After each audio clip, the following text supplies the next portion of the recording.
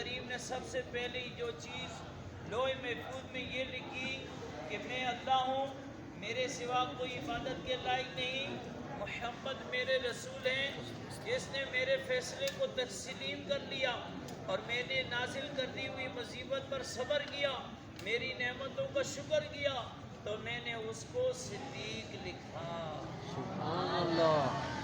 اور اس کو صدیقین کے ساتھ اٹھاؤں گا۔ اور جس نے میرے فیصلے کو تسلیم نہ کیا، میری نازل کی ہوئی مصیبت پر صبر نہیں کیا، میری نعمتوں کا شکر ادا نہیں کیا، وہ میرے سوا جسے چاہے اپنا معبود بنا لے۔ اللہ کے رسول بی بی آمنہ کے پھول صلی اللہ علیہ وسلم نے فرمایا، جب کسی بندے کے لیے اللہ پاک کے علم میں کوئی مرتبہ کمال مقدر ہوتا ہے تو وہ اپنے عمل سے اپنے مرتبے کو نہیں پہنچ سکتا، تو اللہ پاک اسے اس کے جہنم، اس کے جسم، مال یا اولاد کی مصیبت میں ڈال دیتا ہے، پھر اس پر صبر عطا فرماتا ہے، یہاں تک کہ اسے اس مرتبے تک پہنچا دیتا ہے جو اس کے لیے علم الہی میں مقدر ہو چکا ہوتا ہے۔ مصیبت کے وقت نفس میں بڑی بے چینی اور بے قراری پیدا ہوتی ہے، اور بعض مرتبہ ایسی بکھلاہٹ بلکہ جنون اور دیوانگی کی کیفیت پیدا ہو جاتی ہے، انسان رونے پیٹنے، بال نوچنے اور کپڑے پھاڑنے لگتا ہے۔ اب اس موقع پر اپنے نفس کو رونے پیٹنے اور جزا و فرا یعنی بے صبری کی حرکتوں سے روکے رہنا، یہ مصیبت پر صبر کرنا ہے۔ جب کوئی مصیبت آئے تو بندہ اسی وقت صبر سے کام لے اور خاموش رہے، کوئی بے صبری والا جملہ زبان سے نہ نکالے، یہ صبر ہے، ورنہ تھوڑے عرصے بعد تو صبر آ ہی جاتا ہے۔ حدیث پاک میں ہے کہ صبر اول صدمے پر ہوتا ہے، مصیبت کے بعد انا للہ و انا الیہ راجعون پڑھا جائے، مصیبت آنے پر زبان اور دیگر اعضاء جسمانی سے کوئی ایسا کلام یا فعل نہ کیا جائے جو شریعت کے خلاف ہو، جیسے زبان سے اللہ پاک کی بارگاہ میں شکوہ شکایت کے کلمات بولنا، سینہ پیٹنا، گریبان چاٹنا کر لینا۔ سب سے بہترین صبر یہ ہے مصیبت میں مبتلا شخص پر مصیبت اور پریشانی کے آثار ظاہر نہ ہوں، اسے کوئی پہچان نہ سکے کہ یہ مصیبت زدہ ہے۔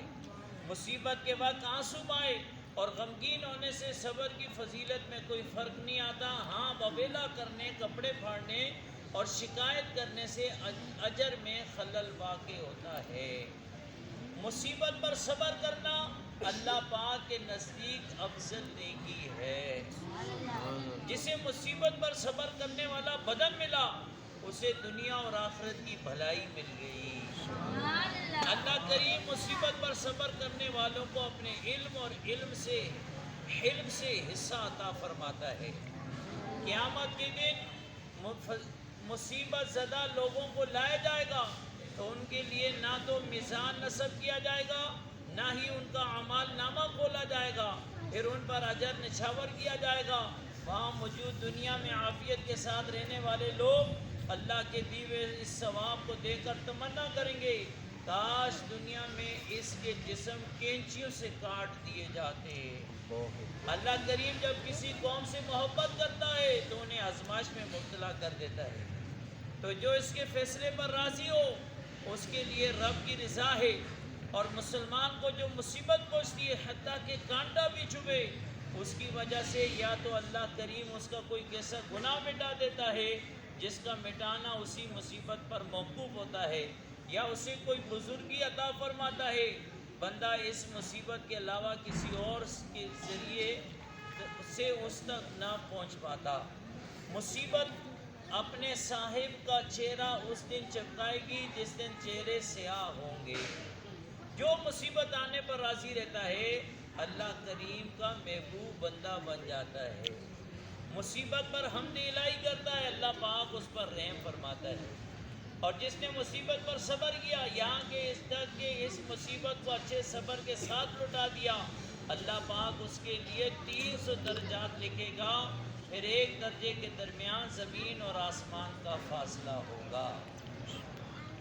اور مصیبت پر صبر نہ کرنے کے نقصانات کیا ہیں؟ مصیبت ایک ہوتی ہے لیکن جب وہ کسی پر پہنچے اور وہ صبر نہ کریں تو وہ مصیبتیں بن جاتی ہیں. ایک تو وہی مصیبت، دوسری مصیبت صبر کے اجر کا ضائع ہونا، اور یہ مصیبت پہلے سے بڑھ کر ہے. مصیبت کے وقت رانوں پر ہاتھ مارنا مصیبت کے ثواب کو ضائع کر دیتا ہے. جو مصیبت پر بکواس بکتا ہے وہ سزا پاتا ہے، اور جس نے مصیبت پر صبر نہ کیا، اللہ کریم کے فیصلے پر راضی نہ رہا، اس کے لیے دنیا میں اللہ پاک کی ناراضی اور آخرت میں اس کا غضب ہے. جو مصیبت آنے پر ناراض ہوتا ہے وہ اللہ پاک کا ناپسندیدہ بندہ بن جاتا ہے. جو شخص صبر نہیں کرتا بلکہ روتا اور چیختا ہے، اللہ کریم اسے نفس کے سپرد کر دیتا ہے. پھر اسے شکوہ شکایت سے بھی کوئی فائدہ نہیں ہوتا.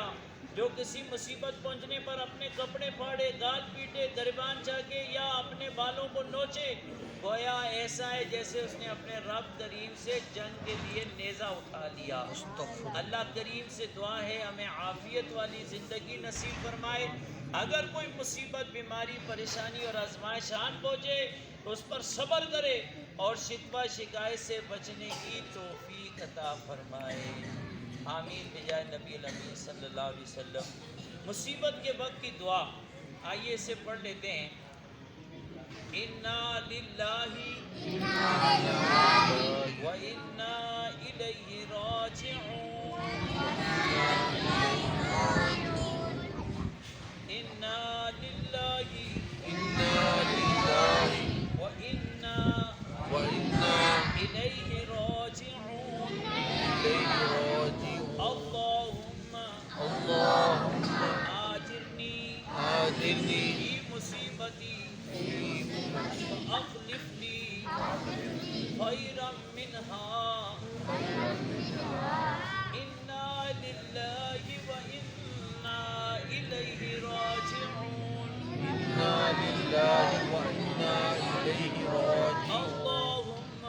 اللہم آجرنی فی مصیبتی واخلفنی خیرا منہا.